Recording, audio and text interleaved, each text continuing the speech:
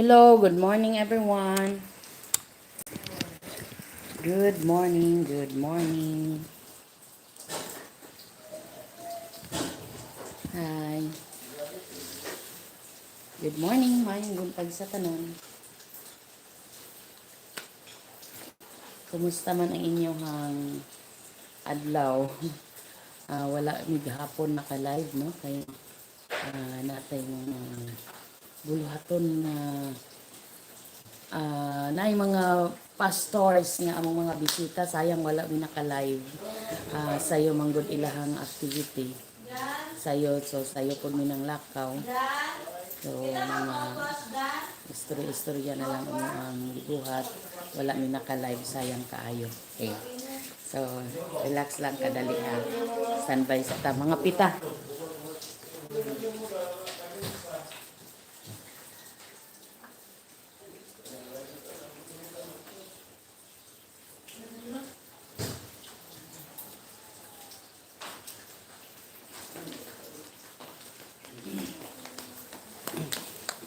Kapita, kape. Say gusto mga kape. Nakailis na po kayo. Ready na kayo sa eskwelahan.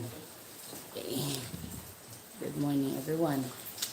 So, ito ang verse karon na diri sa Matthew chapter 26 verse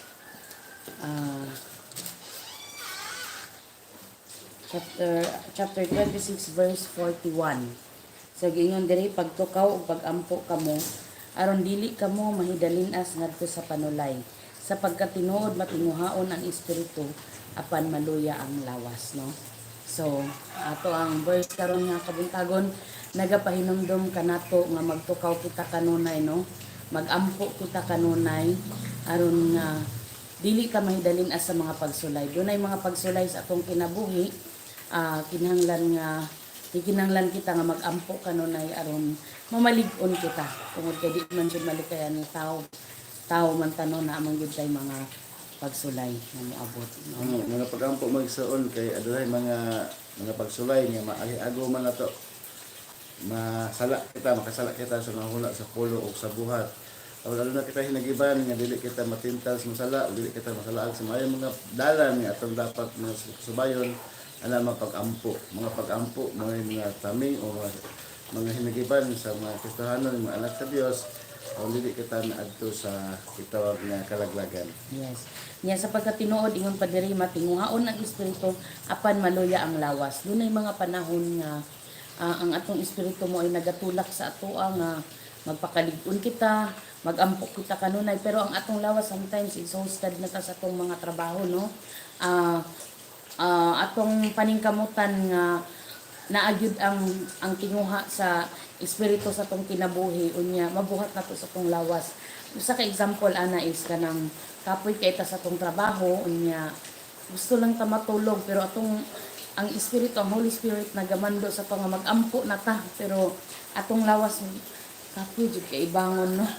So mo na nga kanang mo na siya ang buhat sa espiritu mo ang pagdasig sa tuwa pero sometimes ato ang lawas dili mag-cooperate. Paningkamutan nato nga ang paggiya sa espiritu kanunay nato nga makuan pud sa atong kinabuhi kanang mabuhat nato. So, ang gusto sa espiritu sa matag usa magampo kita o di alam sa Dios sa paghimayaon apan atong lawas lagi tungod sa fatigue sa kakapoy unang sa man dili magkaalayon ang espiritu ang lawas. Ang espiritu gusto magampo, gusto nga kanang kita put sa spirit apan itong lawas mabigay. Ang atong lawas dili kalahutay. Tungod ni ana kinahanglan ma-align o mamiri ang tag usa tungod ang espiritu man gyud ang kuyat mao ang gitawag nga espiritu kinabuhi sa matag Kristohanon nga meron.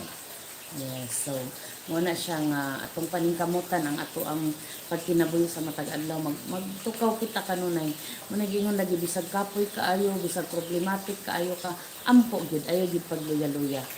Ang dili kita madalin sa dalan ni atong subayon duha man kadalan ang kalibutan ng subayon nga espirituhanon ang kanang the right path and the wrong path din kita ano nagtay choices sa pagpuyo o pag-adto sa atong pag-adtuan apan ginahanglan dili kita masalaan sa eksaktong dalan. Pinagid mapag-ampo guided kita sa espirituhanon nga kinabuhi sa matag usa.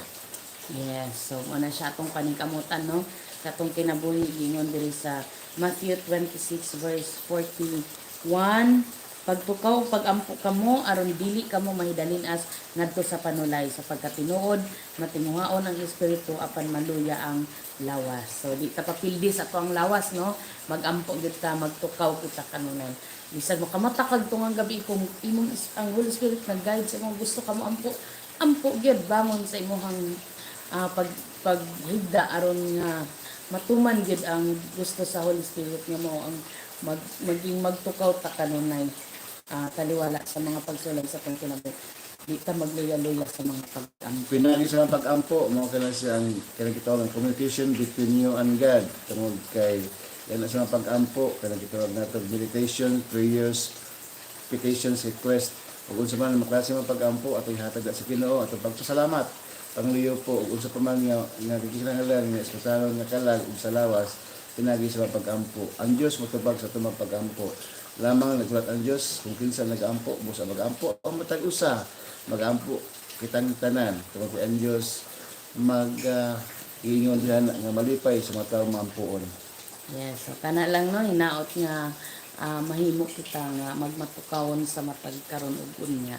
So thank you so much for watching and God bless everyone. Shout out sa tanang teachers nga nangandam na para sa face-to-face classes. Walay tulugan ang uban sa pagpangandam. So manghinaot kita usab mag-ampo ta nga maayo ang dagan sa ato ang face-to-face classes kung itugot sa atong labang makagagahom. No? Keep safe everyone and God bless. This is Ray And Grace Antonio. Bye-bye. Bye.